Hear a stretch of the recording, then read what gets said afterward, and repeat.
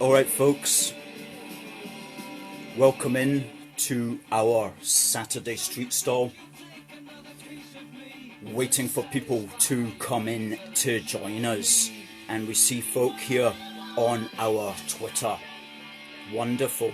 We're just playing some good old British rock and roll in the background. More people coming in now on Facebook because this is our Force for Good Saturday street stall.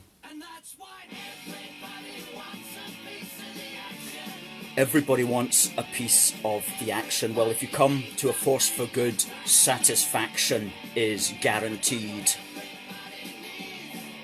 Because, folks, it's Saturday. It's Scotland. It's 1 o'clock.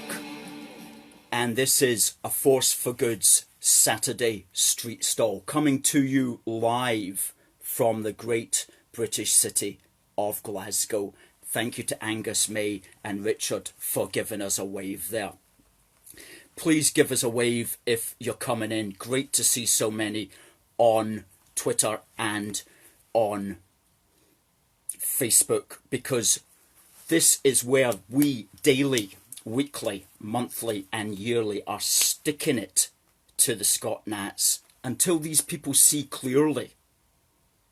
Until they see clearly that we are down with the A to the double FG. So folks, love to see you. Please give us a wave. Now, what are we going to talk about this week?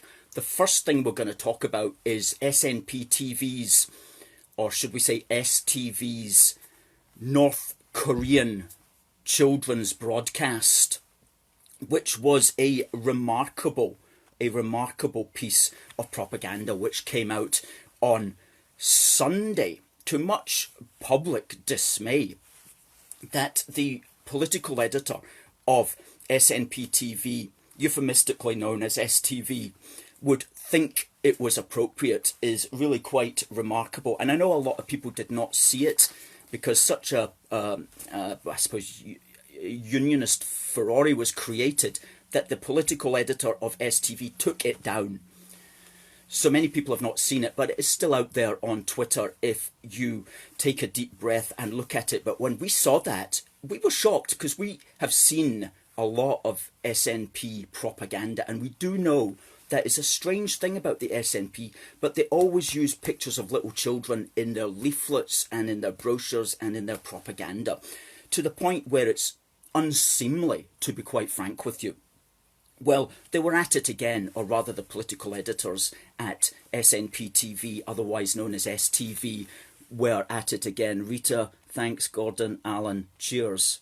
Good to hear from you. They were at it again, and they put together this 2-minute broadcast of little children that were probably aged between 3 and maybe 9 at the most, maybe average 6 or 7. And I'm going to read to you what they actually said, because it is totally absurd.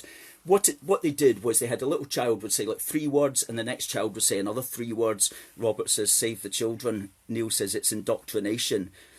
Thanks for watching, you guys. Lovely. Well, so the children would all say the few words, and then they'd join it all up into a little collage, which was a homage, which was genuflecting to Nicola Sturgeon. There, give Megan a wave, give Craig a wave, give Neil a wave, give Robert a wave. Thanks, folks, for coming in.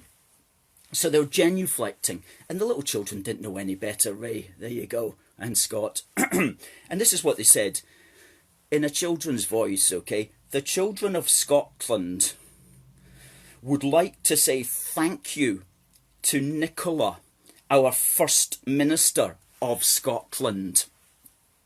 We are so grateful. Thank you for always keeping us safe, working so hard for being strong for us. Thank you for caring for every individual life. Like, when was the last time you spoke to a 3-year-old and they said the word individual, let alone putting it in the context of caring for every individual life? Okay? I mean, seriously, how many roads must a man or woman walk down before you can call him or her an individual, as Bob Dylan used to sing. So thank you for caring for every individual life and for always thinking about the children of Scotland. Joseph, Colin, good guys, thanks for coming in. Thank you, Nicola. Thank you, thank you, thank you, thank you.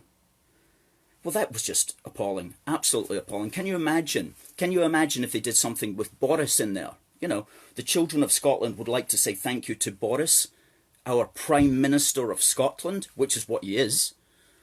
We are so grateful. Thank you for always keeping us safe, working so hard, for being strong for us. Thank you for caring for every individual life and for always thinking about the children of Scotland. Thank you, Boris. Thank you, thank you, thank you, thank you.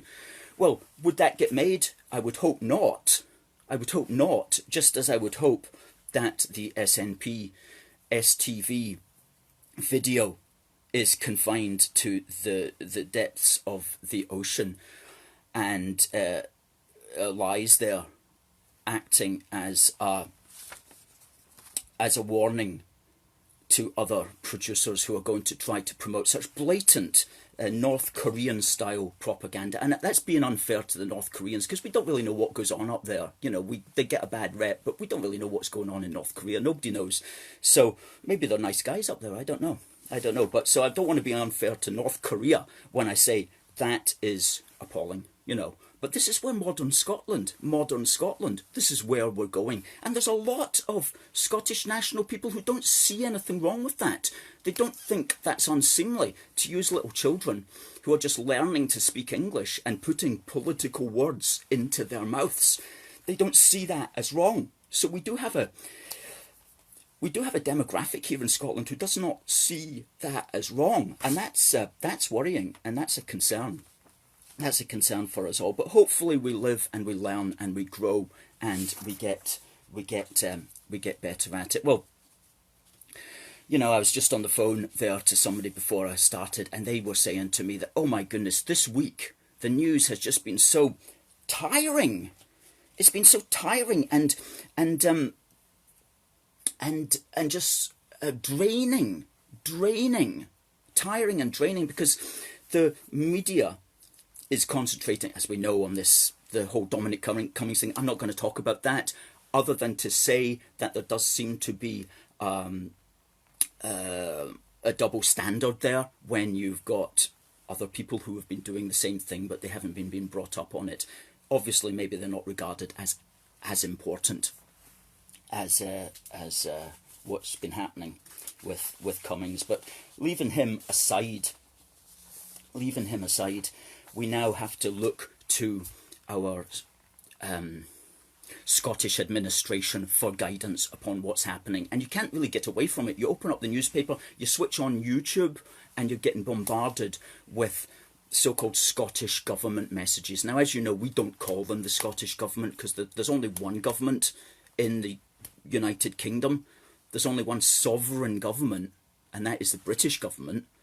The Scottish administration does not have the powers of a sovereign government, okay? It's a devolved arm of the British state, so it's completely wrong to call it a government, and we don't call it that, and we need to get out of the habit of saying that, and we encourage our journalists and opinion formers and so on to see the constitutional reality and to understand that it is not a government, it's an administration, it's a devolved administration, a devolved arm of the British state that created it. And that's fine, you know, that's the point of it. It was to be an arm of the British state. It wasn't to be a competitor. It wasn't to be an equal competitor. It was simply a devolved arm, the thinking being that it would enable extra representation at the Scottish or the Northern Irish or at the Welsh level to theoretically compensate for the lack of MPs in Westminster. And that could potentially work if you did not have a vociferous nationalist movement exploiting it. And that's where it all comes to the crunch, is things like devolution can work if everybody wants it to work. But if you have a strong political party who is not interested in making it work, then all they're going to do is take the powers that you've given them, take it without thanks, bank them, then pretend that they never received them, and move on to their next stage in their agenda. Frank saying the SNP is anti-UK. That's absolutely for certain.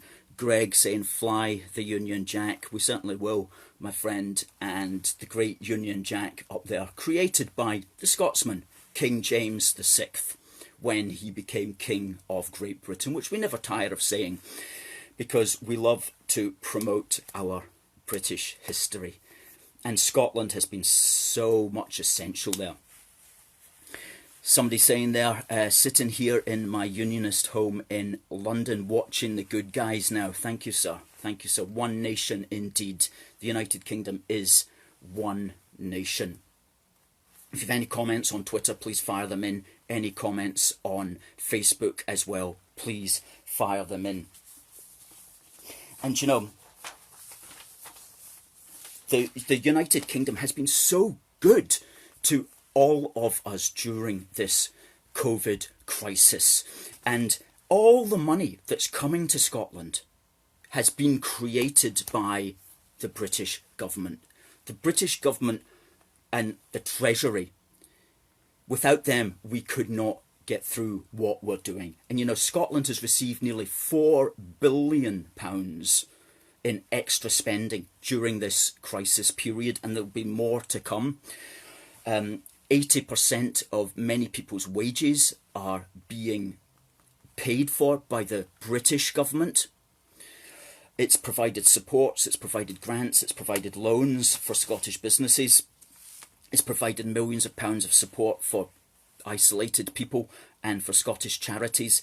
And there's millions more to come, if not billions more to come. And so when you hear the Scottish administration talking about spending this money, this is British taxpayers' money, okay? This is British taxpayers' money. And whatever you may think about the rights and wrongs of the crisis, the point is that we could not get through it at this moment without being part of the United Kingdom. No part of the United Kingdom could get through this on their own. This is, if anything, this shows the value of unity and of working together and of sharing and redistributing our resources, which is such an important element of the British Union. Such an important element. And here's just a little tip for many of you who may be self-employed. If you are self-employed, you are likely to be entitled to 80% of your normal income to be paid to you. So what to do is go to gov.uk, and I have the details here. Go to gov.uk and search for Self-Employment Income Support Scheme. And it's all digitised now, and they will tell you straight away if you are eligible for any funding from the British government.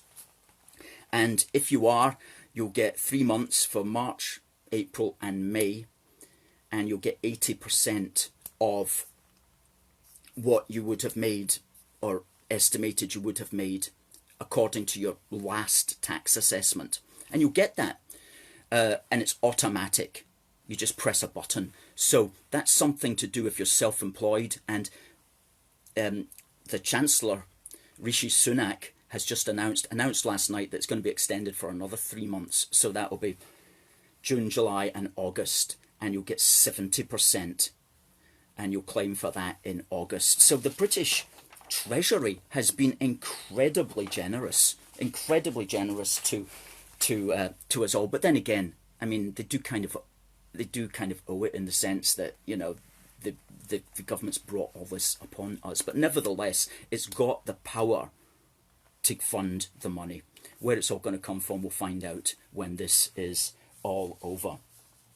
But for the moment, we have to be so grateful for the power of the British economy. Somebody saying there, I'm in London and it's good to hear of people like you who still believe in the United Kingdom. There are many of us up here, sir, I can assure you. We are the majority. we are just simply finding our voice. We're building our voice. We're making sure others know about us, because we have been silent for too long, and we need to find ways of making sure everybody in the United Kingdom is involved in the struggle to keep the United Kingdom together. That's so important, because we can't just do this all on our own here in Scotland. We need everybody to get involved. So if you're British, you're involved wherever you may live in the United Kingdom, and indeed wherever you may live in the world. If you care about the integrity and the unity of the United Kingdom, then pitch in, and please do get involved. Now, anybody out there hasn't given us a wave, please give us a wave. If you've got a comment, please fire it in. If you've got a question, also please fire it in. And just before I move on to the next point I want to talk about, a nice little thing has come into our office this week. We have another little badge design. There you go. It's our Union Heart flag. In other words, this up here in badge form. We're going to put the link in for that in the description below. It's presently on our shop at aforceforgood.uk. Go to that, look along the top, you see shop, click on that, you'll see this lovely wee badge. It's a real original little flag badge in enamel, gold rimmed, lovely. So yeah, we're all genuflecting. I like that word, genuflecting. I just discovered it a few days ago. Genuflecting to Nicola Sturgeon, which is basically what we're all having to do. And, you know, she's tweeting out, like today she tweets out, you're only allowed to go out now to stay at home, but if you're going to meet 3.5 people, make sure that you stay, you know, whatever, 200 centimetres away, or, you know, it's the stuff like that. And I'm like, I cannot believe I'm reading this. This is real life. This is real life. Anyway, hopefully it won't be with us for too long, and hopefully we can put this behind us and never let it happen again. We cannot be like somebody catches a sneeze, somebody coughs, and it's like shut down the country, let's find another 50 billion. We're going to have to find a new way of dealing with this, because we cannot go on like this.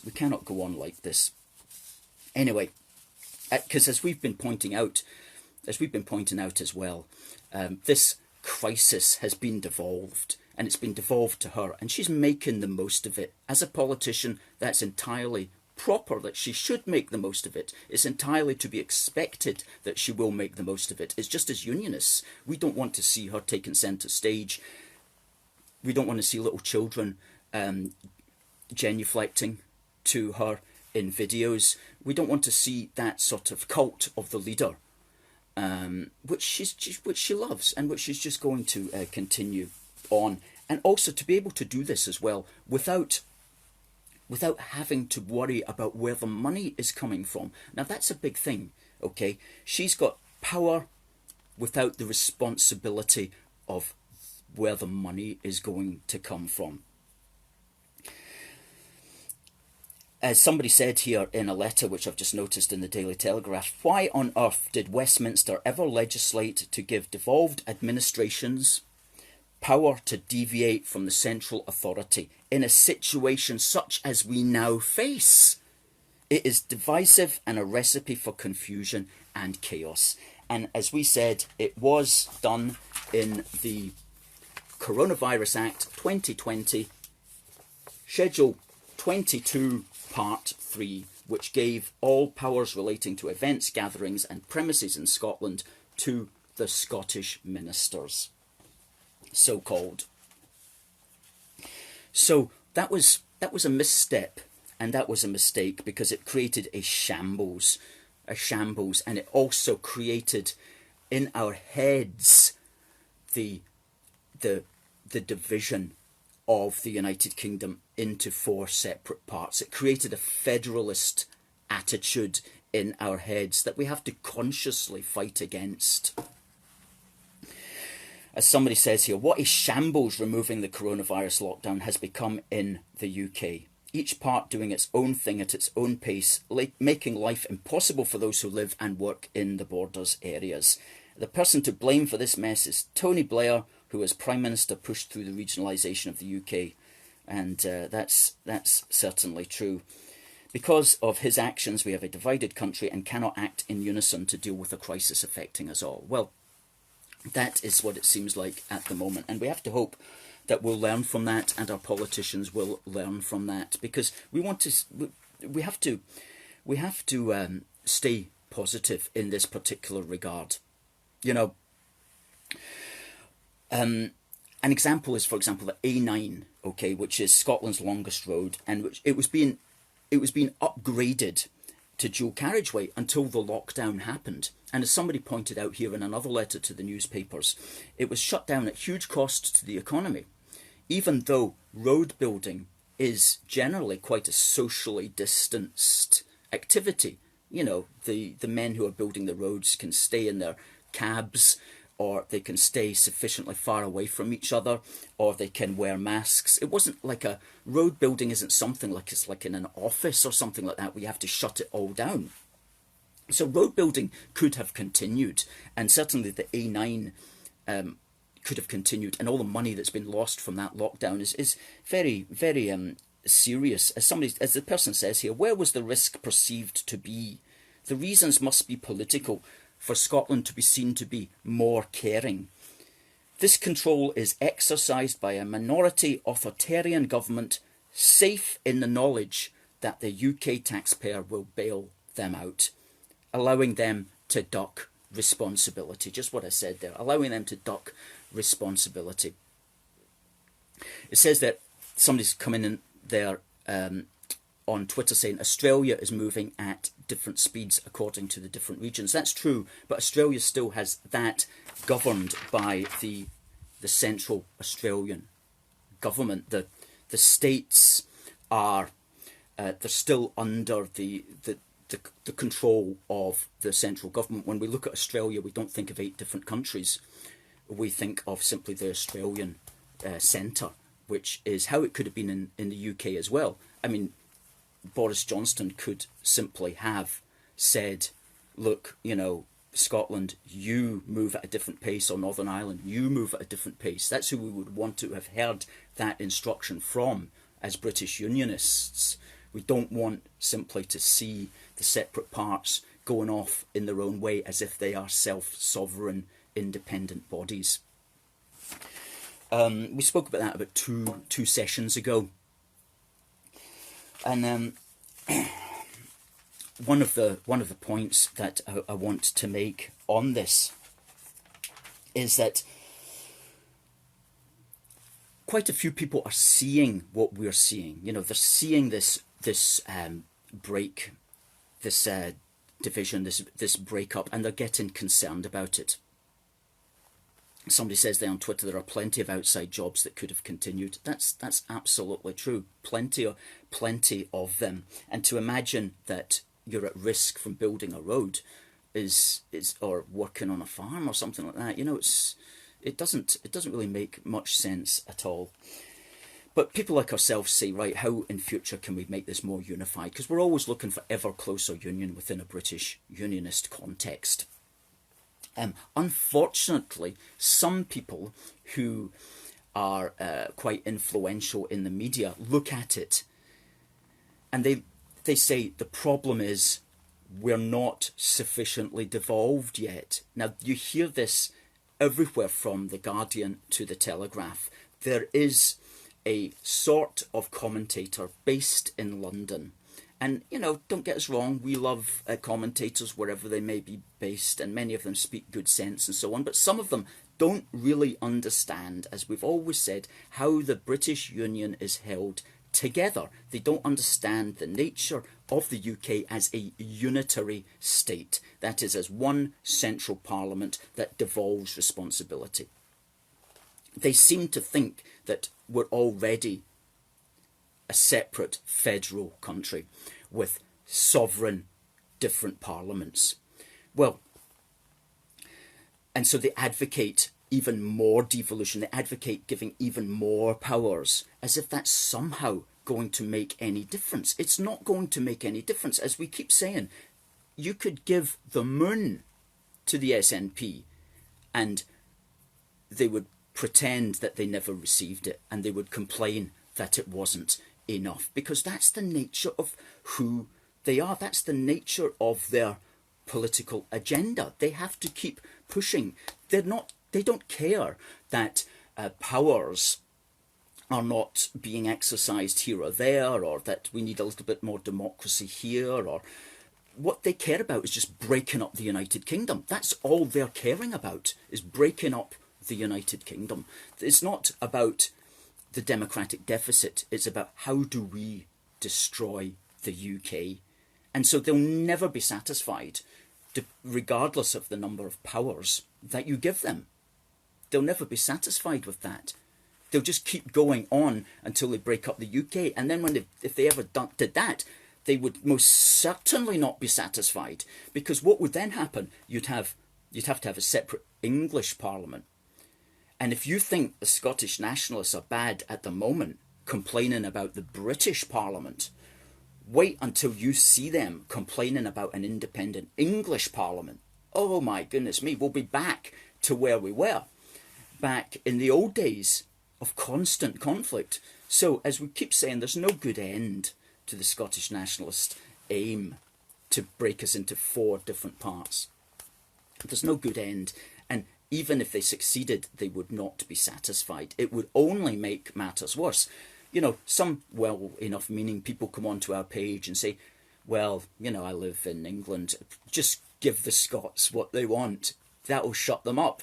No, it won't. Oh, no, it won't. Because you don't understand the nature of that particular type of Scots person who will simply complain forevermore. Somebody saying there, the UK government should start funding Scotland directly, absolutely, over the heads of Holyrood. Because Holyrood will just take your money and it will pretend that it somehow created it, and it won't thank the British Treasury for that money. So any money coming up here has to be branded British, and it has to be spent over the heads of Holyrood. No question about that. So, no, getting back to the idea that Scots would stop complaining. Oh, no, no, no, no, no, no, no. The sort of person who complains right now will complain forevermore. That's just the nature of the that's just the nature of the person. They're just complainers. They're just grievance mongers. So it doesn't matter. It doesn't matter if you give them the moon and the sun and the stars and all the galaxies. They'll say, we never got that, and it's not enough, and we want more. And do you know what? That will be the case if the world is to last for 1,000,000 years, because that's just the nature of the person. And sometimes that's what politics is about. You just got to look at the person and go, is this person ever going to be satisfied? No. So let's just not do what they want. It's very easy to say that. It's a lot harder when words meet political reality, of course. I understand that. But this is, what I'm saying is correct. It is the truth of the matter. These people will never be satisfied. Even in an independent Scotland, they're still going to complain. And they'll find something to complain about. And if there is a powerful English Parliament, and an English Parliament will be very powerful if it ever happened, it would just dominate the British Isles to a huge extent. And the Scots, English and Welsh would not get a look in, and that would then create even more troubles that we can only wonder about at the moment, but which would be coming in such a situation. So the best way that we have found over the centuries is to have one British Parliament where we all muck in, and where the benefits of association accrue to us all, where the smaller countries can enjoy the benefit of the larger country, and the larger country can enjoy the benefits also and resources that the smaller countries are bringing to bear on the matter. And at the end of the day, everybody gets a piece of the pie. Not everybody is entirely satisfied, but everybody gets more than they would get if they all went off in 4 different directions, 4 different squabbling directions. And, you know, there was somebody in the Daily Telegraph who wrote this article. Coronavirus emergency has exposed devolution as a dangerous mess. Nick Timothy. And, you know, He's one of these guys who writes a lot of good stuff, but sometimes he writes stuff that's just like, that's so wrong. That's so wrong. Do you understand how wrong that is? And it was when he started advocating a fully federal model with a proper English parliament and so on. And a colleague of mine actually took him up on this and wrote to him about that. We haven't heard back from him yet, but this person just points out essentially what I've said, that federalism is only going to work where the parties involved want it to work. And as sure as I live and breathe, the Nationalists would accept any new powers with ill grace. Ill grace, that's a good phrase. And see it as a huge step towards total separation. And I assure you that even after independence, God forbid, they would still blame England for everything. Another person who sees exactly what I'm pointing out there as well. Another thing working against this is the huge disparity in size. And then this person goes on to say that here in Scotland, we who believe in the UK are up against one large, highly motivated party, while the Unionists, even though we outnumber them, are divided into three, as this person says, unimpressive parties. Well, it would be nice if the British government showed more enthusiasm for the Union, and that's absolutely so true. And we wrote to Boris Johnson and we said to him, look, we've got 12 suggestions to strengthen the United Kingdom, and we put them there in our magazine Union Heart. 12 ways to strengthen the British Union. And you can see that on our website, aforceforgood.uk. But we go into that in really quite some depths, where we talk here about the so-called devolution settlement, which was wrongly instituted, because what happened was it spelled out what the devolved assemblies could not do, when what it should have done is spell out only what they could do. In other words, it devolved everything and it reserved one or two broad issues, when in fact what it should have done is reserved everything and devolved one or two issues that were specifically written down. Somebody's saying there, a federal model won't stop the United Kingdom from pulling in 4 different directions. It will only make it a lot worse. So it's not going to stop everything, John. You're absolutely correct when you say that there on Twitter. Anybody else with any comments on Twitter, please fire them in. If you're watching, Angela, good for the thumbs up. Thanks for that. Colin, good afternoon to you. Neil says Kim Jong Sturgeon, which is, that's certainly, some people would certainly say that, shall I say, diplomatically. Colin there is trying to say the children were politically motivated and they wanted to thank the First Minister is shameful and downright deceit. Absolutely, Colin. It is shameful and embarrassing. And the people who made that film and the parents who put their children up for that, you know, I'm telling you, you should be ashamed. I'm going to judge you on that. You should be ashamed. If you put your child up for that, that's please think again. Please think again. Because do you want that child, when that child grows up to be a Unionist, and they say, Mum, what on earth did you put me onto an SNP programme for? You know, you could be upsetting that child's mental balance for the rest of its life, because it will grow up to see the benefits of the Union, you know, and it's going to look back on its parents as like, well, you know, Mum, you shouldn't have done that, you know. So what are you going to say to your child when your child gets to 21 and goes, what on earth am I doing here on Twitter? You know, this thing, you know, 17 years ago. Was this you, Mum? You know, they're going to be upset. So SNP parents, don't put your children up for that sort of activity. And you know what? Any kind of political thing, don't put your children up for. Even if it's a Unionist thing, don't put your children up for that. Okay, keep your children out of politics. Until they've got to the age where they understand what politics even is, or what Holyrood even is, or what a First Minister is, or what an individual really is.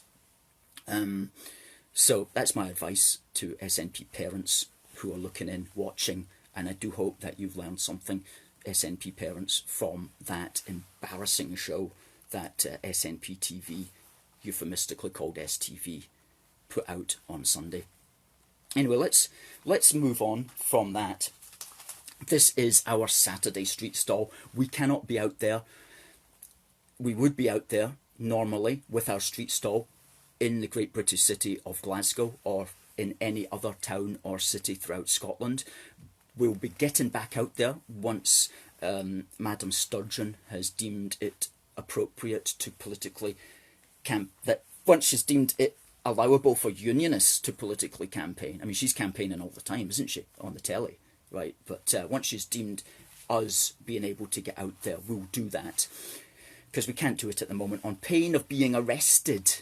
We can't exercise our democratic rights on pain of being arrested. Isn't that a sad place to be? Anyway, hopefully that's going to change. Because we've got to look to the future with confidence and with hope and with positivity.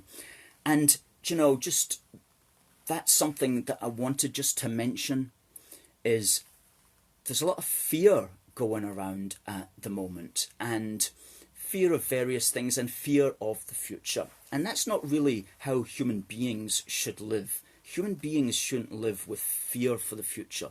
Human beings should live just taking life as it comes and dealing with it and understanding that danger and the unknown is part of everyday activity. And there's quite a few that's coming out now. You know, that's a sort of blowback from this lockdown is people saying, look, this isn't the nature of life to fear. It's the nature of life to hope for the future. And Spiked Online is good at that. Brendan O'Neill, he talks well on that. I also saw a really good video interview, which I would recommend people watching, called How Fear Works, the Culture of Fear in the 21st Century. And it's an interview with the philosopher Frank Furedi, F-U-R-E-D-I, Furedi, who's written a book called How Fear Works. And he's interviewed by Peter Whittle. And it's the Peter Whittle programme, So What You're Saying Is. And it's sort of a 40-minute interview with the Furedi chap. And he's really insightful and really thoughtful on a lot of stuff. And he said something that really struck home to me. He said, think of a film, like a popular Hollywood film, that looks to the future with optimism. Is there such a film? And he could not name one. And that got me thinking, that's a good point, because all the films about the future are about breeding fear in our minds. Dystopian societies, panics, wars, aliens invading. And it's all like, is there films out there that are hopeful and positive about the future? And that made me think as well that as an organisation we need to ensure that we're always positive and hopeful about the future. Even though, of course, just as a nature of life, we have to contest the Scottish Nationalists because we believe philosophically they are wrong. We nevertheless must keep a very positive angle on everything. So if you want to see that interview with Frank Furedi, who makes an astonishing admission, actually, I did not know he was the founder of the Revolutionary Communist Party, would you believe? But he's now a small c traditional conservative. Anyway, incredibly interesting chap. Just go to YouTube and search for Culture of Fear in the 21st Century, and it's the Peter Whittle interview with him. So that was something that I really gained from this week, and it really added value to my life, I think, and made me think after I had watched it. And this is the great thing about YouTube, of course, is that we've got these things now, and even we've got this programme. When this is over, our fantastic team will download this and put it up on YouTube.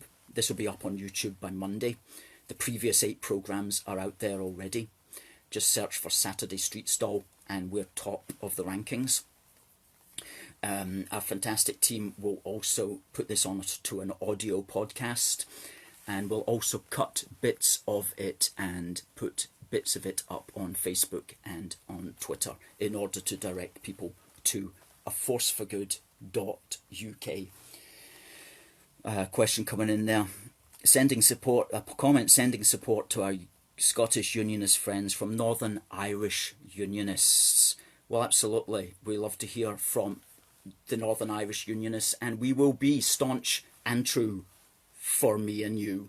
Please believe us that Scotland, Northern Ireland, Wales and England, staunch and true for each other in these times and going forward to strengthen and build the integrity of our wonderful United Kingdom. So we're on the street stall. We can't be there just now. So we're going to answer, each week we answer a question that we would normally get. And we have heard all the questions. There's Derek saying the SNP treat their followers as imbeciles, bringing out children to reinforce their political aspirations. That's true. Somebody saying, David saying, worst care home mortality rate in UK.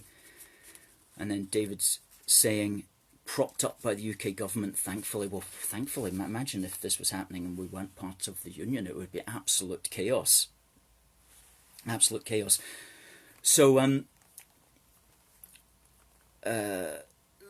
Remain tried Project Fear but ultimately failed. The UK will be a popular country to do business. It certainly will going forward. So yeah, the inferiority themes. The SNP have these inferiority themes which they constantly push. You know, they'll claim that Scotland, that we say, which we never do, that Scotland's too wee or too poor or too stupid. That's a really annoying one, because nobody's saying that except them. They're the ones that are saying that. We, as Unionists, believe the opposite. We believe that Scotland is big enough and rich enough and clever enough to share its wealth and to share its resources with all the other family members here on our islands. That's what we believe. But the SNP like to push these inferiority themes, and they like to make it seem that they almost talk as if, you know, they're admitting the inferiority, which is politically unbelievable. For example, Keith Brown, who I think is maybe still the deputy leader of the SNP, he said in a national, he goes, "Oh, we're just told to shut up and remember our place." That's how he described what he was referring to as Scots. I mean, what a degraded way to look at your fellow Scots, like we're just told to shut up. You know, no, we're not. Nobody's telling you to shut up, Keith, except you, you know. But it's a line which they use. It's like, poor little us, poor put upon us. Nobody's taken us seriously. Nobody's given us attention. So they must feel that there's a certain type of Scot that's attracted by that inferiority rhetoric, which is really sad. You know, as if there's a demographic out there that's wanting to be confirmed in its grievance, that's wanting to be confirmed in its grudge. And I would like to think that's not the case, but that's certainly how they do talk. Oh, we're being ignored. Nobody takes us seriously. Well, you see, here's the thing. When they say us, they mean the SNP. But because they think the SNP represents all of Scotland, they think it's all of Scotland. So when the SNP is ignored, they think all of Scotland's being ignored. When the SNP doesn't get its way, it thinks that all of Scotland is not getting its way. It's because they misidentified their party, the SNP, with everybody in Scotland, which is a kind of nationalist trait in a way, the party representing the people. So they see that in that sense, and that's why they make that mistake. That's why they have these inferiority themes, because they think that if the SNP's not getting its way, it means that Scotland's not getting its way, when all it in fact means is the SNP's not getting its way. But when the SNP gets its way, they don't go about saying, oh, the people of Scotland have got our way. No, they don't. They don't mention that when that happens. But when they lose a vote, say in Westminster, then they'll pretend that it's this people of Scotland who have suffered, when in fact it's just the SNP MPs who represent only a proportion of people in Scotland. So it's this confusion with the SNP and with Scottish people that leads them to play on these inferiority themes, which are really tiresome and degrading actually to Scottish people, because they're the ones, the SNP are the ones who are talking about inferiority, not the British Unionists, who are proud Scots and proud British.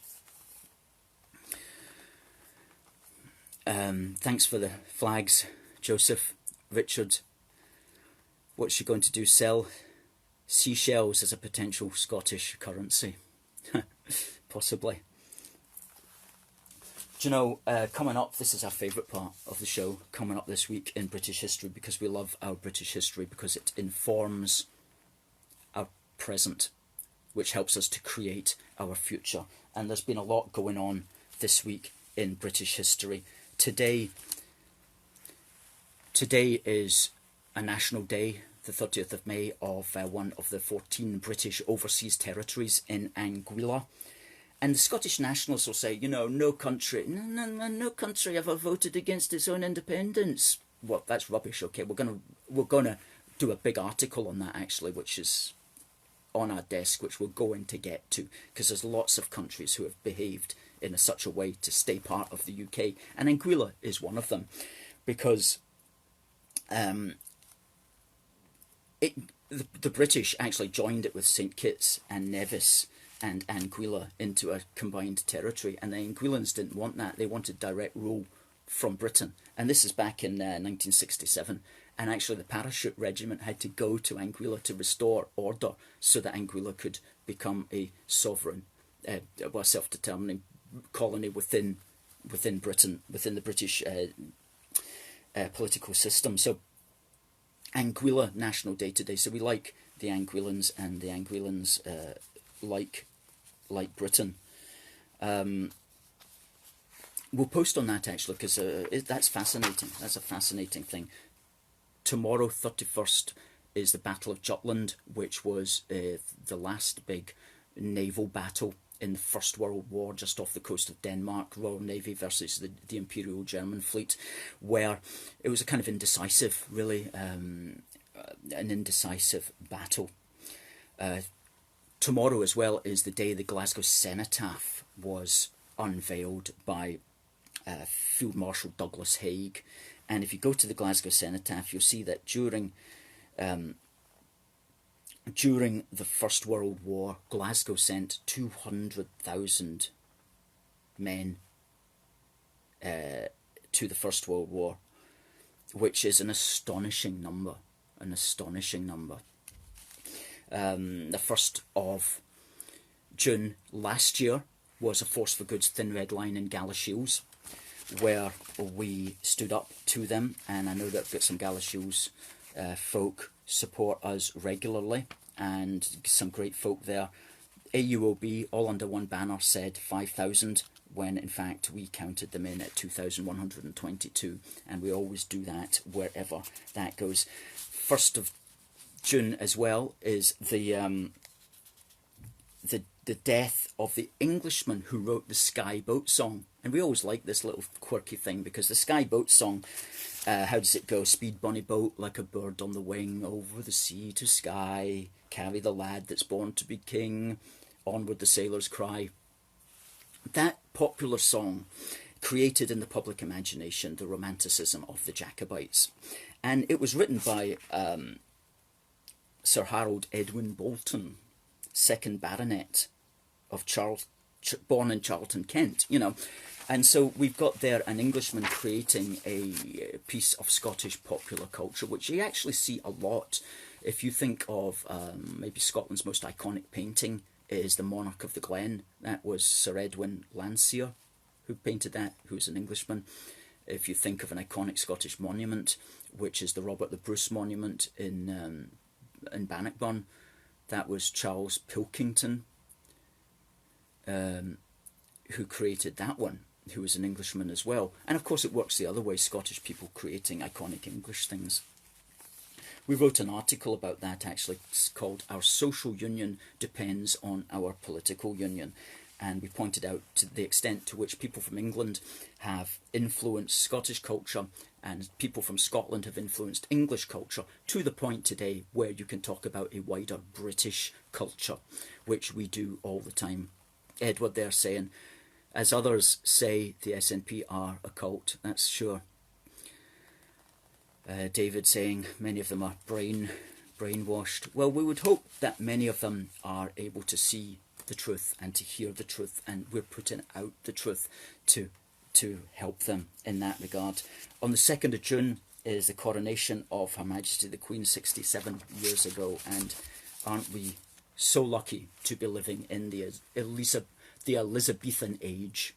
You know, people will look back in history on the Elizabethan age, and we are presently living through it. So we are very blessed and very lucky to be living in the Elizabethan age.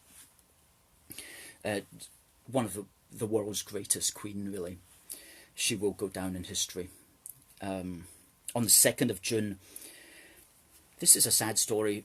It was 16-year-old Jack Cornwell's death, and Jack was a sailor at the Battle of Jutland the day before, and he manned a gun on his own until he was fatally wounded, and he's called the Boy Cornwell, and he was on HMS Chester when he suffered his fatal wound, and he was given the VC, and he is buried in Manor Park Cemetery, and there's a monument to the war dead of Leytonstone, where he came from, in Coronation Gardens, and there's a Victoria Cross stone to him on the ground, which when we get a chance to get to London, we will pay a visit and take a photograph of. And apparently, according to Wikipedia, his public burial led to over 7 million children throughout the British Empire donating to his memorial fund, which sounds astonishing. 2nd of June, the Battle of Ridgeway, which is one of the foundational battles of Canada, when the British descended people in Canada fought against, believe it or not, a group called the Fenian Brotherhood at the Battle of Ridgeway, because the Fenian Brotherhood were New York City-based ragtags, basically, and they must have been a bit bonkers, because their idea was to invade Canada and take it over, and try to put pressure, therefore, on the United Kingdom to negotiate an independent Irish Republic, right? And this was in 1866, so these guys have always been at it, basically. And they kind of did quite well, but there wasn't enough for them, and the whole thing just kind of fell apart at the end of the day. But one of the soldiers who was there was a guy called Alexander Muir, who's from Lesmahago here in Scotland, and as a consequence of that, he wrote the Maple Leaf Forever, which is a kind of unofficial Canadian song, and we ourselves have paraphrased that into the Union Jack, Forever. In days of yore, from Scotland's shore, James the Sixth, our dauntless hero, came and created first the Union flag on Britain's fair domain. Here may it wave, our boast, our pride, and joined in love together, the thistle, shamrock, rose entwine, the Union Jack forever. And we went through his poem and paraphrased it to change it to a British poem rather than a Canadian one, and you'll see that on our website, aforceforgood.uk, and we've also, our video editor did a nifty little video of that poem as well, which is on our Facebook page and also on the page called The Union Jack Forever at aforceforgood.uk. And if you go there, please sign up to aforceforgood.uk/support. Give us your name, give us your email, because we really do need your names and your emails to keep you in touch with what's going on. And then on the 3rd of June, that was our first ever A Force for Good counter-presence against the Scottish Nationalists in George Square back in 2017. And there was only 11 of us, 11 standing strong on the thin red line, And it was the first time we did it, but we realised we had to do it because we could not allow these people to think that they owned the streets of Scotland. We had to stand up proudly for what we believe in. And we've been doing that ever since at every single one of these Scottish nationalist marches. And if you want to join us, make sure you contact us at forceforgood.uk/support, or send us an email, contact@forceforgood.uk. But we need to hear from you guys. And then 4th of June, one of the founders of the modern British Army was born, a fellow called Garnet Wolseley, who was Irish, actually, Anglo-Irish, and he became one of the most influential British soldiers. This is between 1833 and 1913.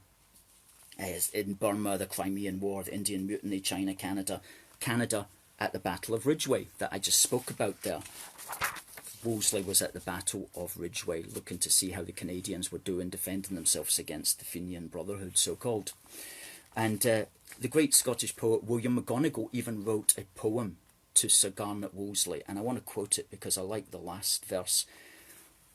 And he's talking about the Battle of Tel al-Kebir, which was a British victory against Egyptians in 1882. And he goes, "Oh, it must have been a glorious sight to see Sir Garnet Wolseley in the thickest of the fight, in the midst of shot and shell and the cannon's roar, whilst the dead and the dying lay weltering in their gore."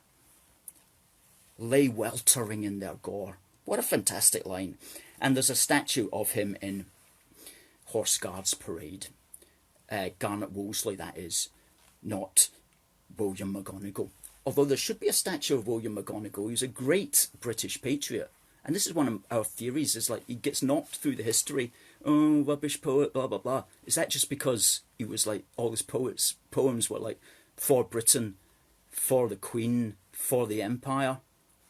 Interesting, interesting. There might have been a political thing there and putting him down for his obviously quirky poetry.